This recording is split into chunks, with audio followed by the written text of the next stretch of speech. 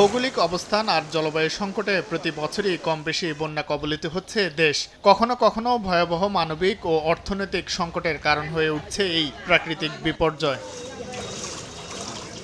বন্যার এ বছরের পূর্বাভাসও খুব একটা স্বস্তির নয়।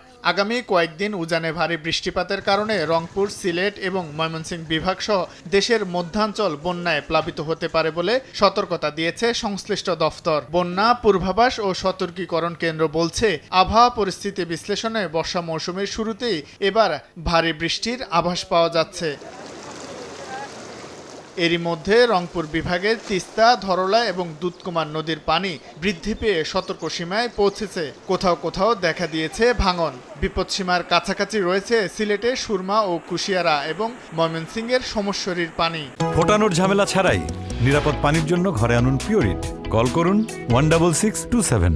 আগামী 3 দিনে রংপুর বিভাগের তিস্তা, ধরলা, দুধকুমার অববাহিকায় লালমনিরহাট, নীলফামারী, কুড়িগ্রাম, রংপুর জেলার এবং একই সাথে সিলেট বিভাগের সুরমা ও কুশিয়ারা সংলগ্ন সিলেট ও সুনামগঞ্জ জেলার নিম্নাঞ্চলে স্বল্পমেয়াদী বন্যা পরিস্থিতি সৃষ্টির ঝুঁকি রয়েছে। এমন পরিস্থিতিতে ক্ষয়ক্ষতি মোকাবেলায় আগাম ব্যবস্থা হিসেবে সরকারের পাশাপাশি প্রস্তুত হচ্ছে রেড ক্রিসেন্টের মতো সহযোগী সংস্থাগুলো। আমরা জানি যে বাংলাদেশ রেড ক্রিসেন্টের 68টি ইউনিট আছে। প্রত্যেকটা ইউনিটকেও আমরা এই ধরনের পরিস্থিতি সম্পর্কে সজাগ রেখেছি এবং যথাসম্ভব তাদেরকে প্রস্তুতির জন্য অর্থ বরাদ্দ এবং ত্রাণ সামগ্রী যেগুলো লাগে সেগুলো তাদেরকে দেয়া হয়েছে, যাতে তারা সাথে সাথে রেসপন্ড করতে পারে।